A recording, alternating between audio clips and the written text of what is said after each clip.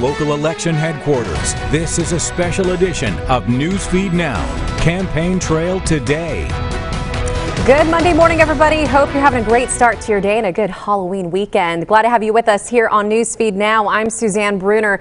The countdown is on. We are officially less than 24 hours until Election Day. Our panelists will join us in just a few minutes, but right now, let's go ahead and take a look at some headlines happening on the final day of the campaign trail. We're going to start off with President Donald Trump first. His final day has him sprinting through 5 rallies from North Carolina to Wisconsin. On Sunday, he threatened litigation to stop the tabulation of ballots arriving after Election Day. As soon as polls close in battleground states like Pennsylvania, President Trump said, "We're going in with our lawyers." It was still unclear precisely what he meant by that.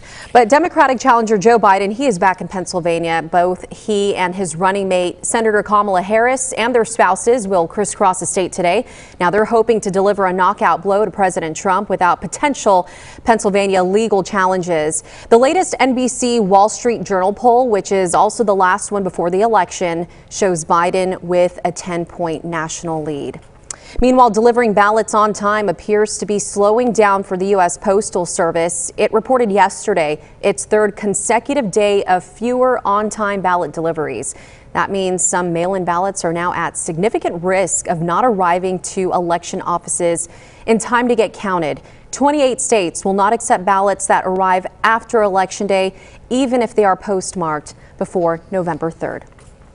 Let's go ahead and take a look at some early voting numbers here. As of Sunday night, over 93 million votes have already been cast in this year's presidential election. That's according to data compiled by the NBC News Decision Desk and Target Smart, which is a Democratic political data firm. Projections show the early voting number could reach 100 million by Election Day. Quite a bit of votes right there. Now let's get to bring in our panelists to talk more about this. We have Raquel Martin weighing in from our D.C. Bureau. We're also joined by Dave Price from Des Moines, Iowa, and finally Teresa Weekly from Grand Rapids, Michigan. Great to have you guys speaking with us. Election Day tomorrow, hard to believe, but early voting, let's talk about that first. Again, people cast record-breaking 93 million early ballots this election season, but in the past, you could almost bet Election Day was a strong turnout. Obviously, the pandemic made voting a bit different, plus other factors that may have, drive more people to the polls. But based on these strong numbers, what do you guys think about Election Day turnout? Could this be strong or weak? And which candidate do you think would benefit from this? All right, I'll start in Iowa here. Traditionally in our state, Democrats are more likely to vote early than Republicans.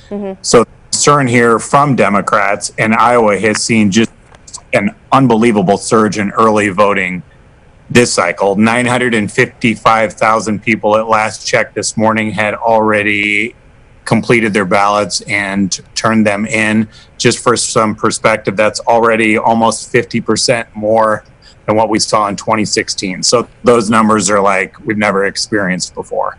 So the concern for Democrats is, okay, fine, we got a lot of people to vote early, but does that mean that everybody who was going to vote just did it early and won't show up on Election Day? The Secretary of State's thinking anywhere from between 60 to 80% of people will actually vote early. And one thing that's different about Iowa than some of those other states that you mentioned, in Iowa, you have to get your ballot postmarked by tonight at midnight, but it doesn't actually have to be received until noon next Monday, so November the 9th. So you get that window there, but they are encouraging people, if you've waited this long, don't risk it here. Just go ahead and take the thing and walk it into your county auditor and be done with it so you can make sure it gets counted. That's interesting. I know other states they have different rules, and we'll get to one of them here in just a couple of minutes. But I want to ask Teresa, what's it like over in Michigan? What do you think Election Day turnout, how do you think that's going to fare?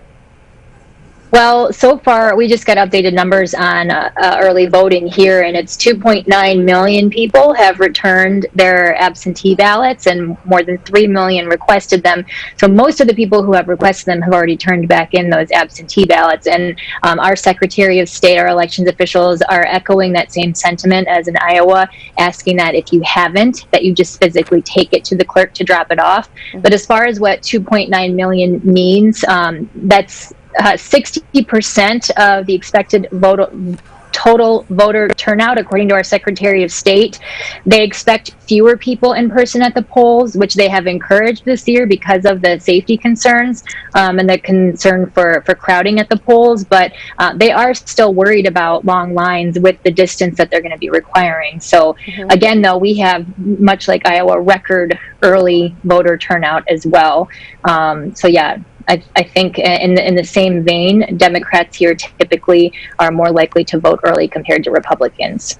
And Raquel, based on what the presidential candidates have been saying to their voters or people who are likely to vote for them, President Donald Trump has talked about, go to the polls yourself. He has talked about maybe some inconsistencies with voting, by mail. And then, Biden is on the other side of things. So do you think that may have carried some weight into early voting numbers as well, and maybe what we could potentially see tomorrow? Definitely. And I think that's also why you're hearing from polling experts looking at the numbers so far, saying that early voting will largely benefit Democrats at this point. And will be interesting to see how huge that turnout will be on Election Day. I think that will give you maybe some insight on exactly how many Republicans have been incited by the president, who has been, going from state to state to try and get his base out, energized and ready to vote. So I think it will be interesting to see the numbers actually on Election Day, because I think based on my perception of how this is playing out, it would definitely benefit Republicans if we did see large numbers that day. Yeah, for sure. Biden, so he takes his final day of campaigning into Pennsylvania, and then that's a key swing state. That has 20 electoral votes up for grabs. Biden, apparently he has a slight lead in that state. Trump was just campaigning there recently. But let's talk about how important winning this state could mean for both Trump and Biden. Dave, would you like to sound off first? Yeah, Pennsylvania feels like it's almost up there with Florida for this time around about the importance of it. And perhaps the difference might be the way Pennsylvania works. It just may take a while before they get all those ballots counted and reported here. So if everything is sort of hanging in the balance, waiting on Pennsylvania tonight, that's where the tension's going to be, because then it could take us a couple of days before they figure out where Pennsylvania goes. Florida is obviously super important and really, really big, and the poll show is so tight, along with some other states, including where I am here in Iowa. But because of just the size of it, Florida will get a lot of attention and will close before some of these other states do tomorrow. But it really feels like Pennsylvania is so high on the priority list, and all you need to do is look at the candidates' travel schedules these last 24 to 48 hours. I think Biden's there with Lady Gaga and the former second lady, I guess, Jill Biden there as well tonight. So that's clearly where their emphasis is, and they understand that might be the one that makes the difference. Yeah, definitely an important state right there. So again, we might just have to wait and see, because like you said, in Iowa, it's a little different. If you mail in your ballot, you said today, if it was postmarked, it still counts. Pennsylvania, let's talk about what's happening there, because like I mentioned earlier, President Trump, he's threatening litigation to stop counting ballots after they arrive, after Election Day, that is. He said, we're going in with our lawyers. So just to bring you up to speed here, there's already an appeal pending at the Supreme Court over the counting of absentee ballots in Pennsylvania that are actually received in the mail in 3 days after the election. But Raquel, what could happen to those absentee ballots whenever a decision eventually comes down on that? What's the process going to be like, you think? If they do, if the Supreme Court comes down on the favor of counting these ballots, I'm sure that this will benefit Democrats once again. Obviously, we were just talking about the trends leaning towards Democrats when it comes to people early voting. If they don't, and I think this is also why we're seeing so much attention in Pennsylvania. If this does come down to just Pennsylvania, who might weigh in and determine how this election turns out, we could probably see a fight from these campaigns. I know they're already lawyering up to contest whatever the outcome of that case might be. So meanwhile, President Trump, he's actually going to be going to 5 different rallies today. I know I mentioned this earlier, but from North Carolina to Wisconsin. I want to talk about how important the Midwest will be tomorrow, maybe even Michigan as well. Teresa, would you like to weigh in on that? Well, it's interesting because 4 years ago, Donald Trump ended his campaigns in Michigan. He held a rally that ended up going past midnight. on the Monday leading into Election Day, Tuesday, and he's doing the same thing this year. He has two different stops that he'll make in Michigan. He'll be in Michigan, then he'll go to Wisconsin, then he'll come back to Michigan for a rally in Grand Rapids tonight, which could well end up lasting past midnight. We'll see, but that just shows the focus on Michigan, where in our most recent polling, he has gained just ever so slightly on Joe Biden. It was pretty consistent that Joe Biden was 9 points ahead of him in the last several months, but in this most recent poll, Biden is up by only 7 points. Now the margin of error is 4%, so that's still outside the margin of error, whereas 4 years ago, the poll had within 4%, which was within the margin of error, and that's what ended up happening when Clinton lost by 10,000 votes in Michigan. So with Biden not putting as much focus on Michigan today, he's spending that effort in Pennsylvania. It kind of makes sense if you look at where the polling numbers are. All right, guys, I just want to get your final thought. I know we've talked a lot about this these past couple of weeks, you know, just following our candidates on the campaign trail. But tell me a little bit about your final thoughts as we head into Election Day. Well, final thoughts here in Iowa, we have two different polls that have come out, and everybody's heads are spinning because of it. So my station was part of one with Nexstar that did a statewide poll, and it favored the Democrats, frankly. It came out about a week ago, but it showed Biden up by 4. The margin of error is 4. So, you know, essentially a tie, right? Mm-hmm. Well, then for the weekend, the Des Moines Register used its longtime pollster, who's very, very respected, but it showed the total opposite thing, and it showed Trump up by 7. So it had this huge Republican turnout, whereas our poll had independents going with Democrats. They had independents going with Republicans. So we have two totally different scenarios here, and everybody's trying to figure out how in the heck is this possible. And you have polling companies trying to basically guesstimate, you know, who has that surge and where people are going, and are all these Trump people coming home if they were with him in 16, where they were in our state since he won so comfortably, including with independents. So this other poll has those independents sort of coming back and getting behind Trump. So the two pictures here couldn't be any more different, where initially you had Democrats super excited. Now you have them freaked out because this most recent poll has all these people going to Trump. So that's where people's heads are here, wondering which one of these scenarios would be the right one.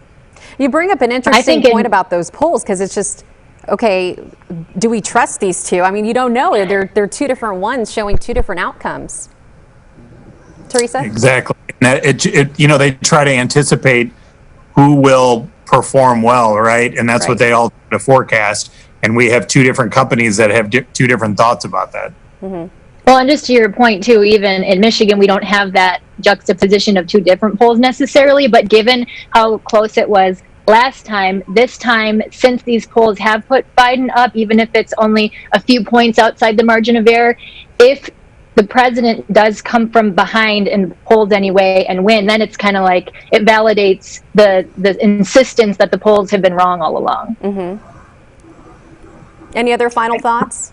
My final thought is, I know everyone's on the edge of their seat waiting for what happens in this presidential election, but I'm also keeping a close eye on what happens in the Senate races, because this could really determine, you know, whoever is elected president, what exactly their power will be once they're put into office. Will Congress be able to work in unison to pass some legislation, or are we going to see more of some of the same what we've seen over the last few years? Yeah, good point.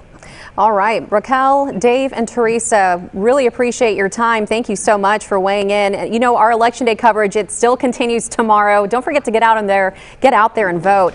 Of course, we're going to stream Newsfeed Now again right here on this website. Everything you need to know before you head out to the polls. So join us tomorrow at 10:30 Central Time. Have a great day.